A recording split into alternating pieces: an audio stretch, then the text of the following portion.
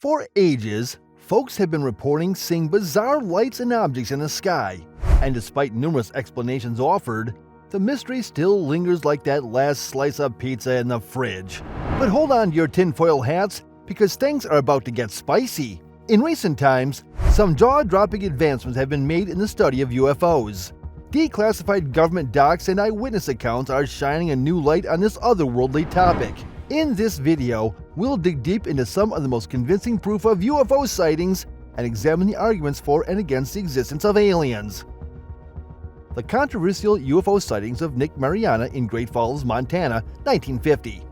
Once upon a time, in the scorching summer of August 1950, in the picturesque town of Great Falls, Montana, Mariana, the general manager of the Great Falls Selectrics baseball team, and his young secretary Virginia Raunig, were conducting a rigorous inspection of the empty Legion Stadium baseball field before a game. Suddenly, out of nowhere, a bright flash illuminated the stadium, leaving Nick and Virginia as bewildered as a cat staring at a ceiling fan. Mariana's sharp eye caught two bright, silvery objects rotating in the sky above Great Falls at a speed of 200 to 400 miles per hour. He estimated that the objects were roughly 50 feet wide and 150 feet apart. Mariana sprinted into his car like a bolt of lightning to grab his beloved 16mm movie camera and captured the UFOs on tape for 16 seconds. Raunig, on the other hand, couldn't believe her eyes and stared at the objects as if they were celebrities. The next day, the Great Falls Tribune, the city's daily newspaper, wrote an article about Mariana's extraterrestrial encounter and his movie, which was then picked up by other media outlets across the country. Mariana was like a traveling circus, showcasing his movie to local community groups, including the Central Roundtable Athletic Club, for several weeks after the sighting. Things got even more interesting when a reporter from the Great Falls Tribune contacted Wright-Patterson Air Force Base in Ohio to inform them of Mariana's sighting and film. Captain John P. Brynildson of the U.S. Air Force interviewed Mariana and Ms. Raunig at Malmstrom Air Force Base near Great Falls. During the interview, they both disclosed that they had witnessed two jet fighters fly over the baseball stadium shortly after the sighting. Captain Brynildson hypothesized that the jets might have been the same objects captured by Mariana on film.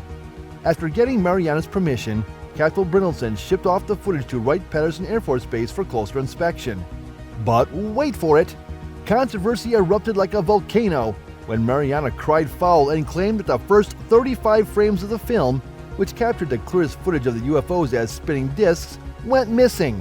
Mariana's assertion was supported by the residents of Great Falls, who contended that the absent frames were critical in exposing the rotating metal saucers with a distinct notch or band encircling their edges. The Air Force, however, tried to play it cool and denied any wrongdoing. They swore that they only removed a single damaged frame from the footage. In January 1951, Bob Considine, a writer and UFO skeptic, wrote an article for Cosmopolitan magazine titled "The Disgraceful Flying Saucer Hoax," debunking the most famous UFO sightings to that date, including Mariana's sighting on film. He claimed that it was impossible to say positively that the objects were not balloons. However, some UFO researchers have criticized the report, claiming that it was based on incomplete information and that the conclusion was predetermined to avoid acknowledging the existence of UFOs. Fast forward to today, and the Mariana UFO incident continues to generate interest among UFO enthusiasts and researchers. With the help of modern technology and software, the original film footage has been analyzed, and some researchers claim to have identified previously unseen details in the footage. However, mainstream scientists and skeptics remain skeptical of the incident, arguing that it can be explained as a misidentification of conventional objects or a hoax. Mexican military captures intriguing UFO video on infrared, 2004. Once upon a time, on March 5, 2004, in the southern part of Mexico, something very strange happened. It was the capture of an intriguing UFO video. And by whom, you ask? None other than the Merlin C-26A aircraft of Sedna, the Mexican Secretariat of Defense.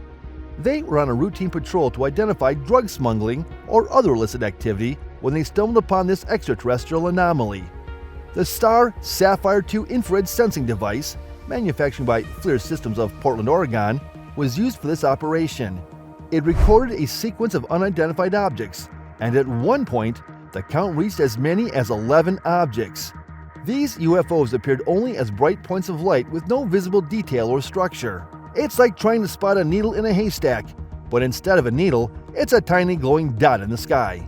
The objects were unusual because they could not be seen visually, and only the infrared images showed them. The objects were recorded as bright objects in the infrared, indicating that they were emitting vast amounts of heat. It's like they were trying to make a fashion statement and be the hottest thing in the sky. However, due to the nature of the video recording and lack of knowledge of the sensitivity parameters, it's impossible to ascertain actual temperatures from the available data. Maybe they were just having a hot flash. But how were these objects captured on infrared? Infrared systems are especially useful in daytime operations, particularly in humid climates, where visibility tends to be poor because infrared radiation penetrates the atmosphere better than visual light. It's like they had a secret weapon to beat the atmospheric conditions. The UFOs were viewed through one of the worst atmospheric conditions, which is hot, humid, and partly cloudy, at a land and sea interface during the thermal instability of sunset or sunrise. In these stressing atmospheric conditions, it's unsurprising that nothing was visible to the naked eye, and the images were blurred and altered in the infrared. The smaller images below the main images could be reflections from water or ground, common in the infrared, or even mirages. All of these phenomena are typically observed in such conditions. The video is viewed by John Lester Miller, who is an author of more than 40 scientific papers and 4 textbooks on infrared and electro-optical technology. He explained that the infrared systems was designed to detect objects that cannot be seen by the human eye. Infrared imagers can easily detect humans and animals at night when the naked eye or CCD sees nothing but darkness. It seems like these objects had their own invincibility cloak, but were still caught red-handed, or should we say, red-infrared-handed. The objects were recorded on infrared and not visible light, so the concerns of the ufologists about not being able to see the objects visually are meaningless. It's like worrying about not seeing a ghost because you don't have a ghost detector. The smaller objects could be reflections, and without knowing the atmospheric conditions and the sensor settings, it's impossible to infer the range of any representation of a three-dimensional scene on a two-dimensional surface. When it comes to UFO sightings, radar data can be as elusive as the aliens themselves. In the case of the Mexican UFO video, 2 unidentified objects were detected on radar, but their position and number didn't match the infrared images. It's like they were playing a cosmic game of hide-and-seek with us. Unfortunately, no radar data was recorded on the aircraft, leaving us to rely on the crew's memory of what they saw. When the military radar operator in the city of Carmen was contacted, they claimed not to have seen any unknown objects. UFO researchers Brad Sparks suggested that some of the radar objects could have been from ground vehicles, which is a common source of radar clutter. Mysterious streaks in the sky over Queensland, Australia. On February 25, 2021, residents of Queensland, Australia witnessed a peculiar event that left them in awe. Twin bright streaks raced the same flight path in the sky, leaving many to believe that they were witnessing a UFO sighting. The objects were captured on video, and at first glance, they looked like meteors. But as more and more people reported seeing the streaking objects, it became clear that this was something different.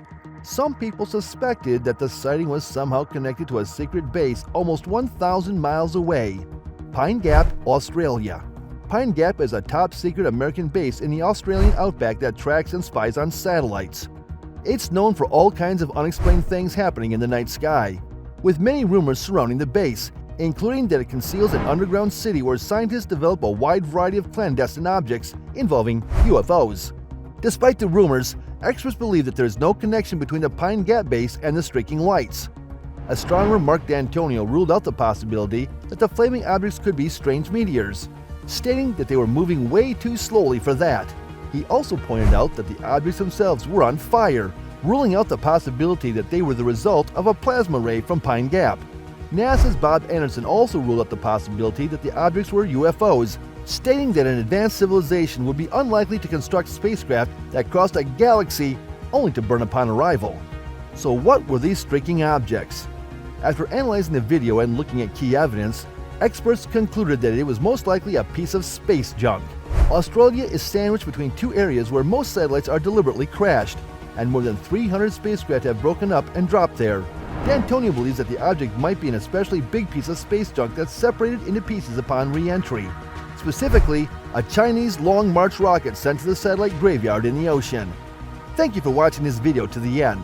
Remember to subscribe to this channel, hit the like button, and share this video.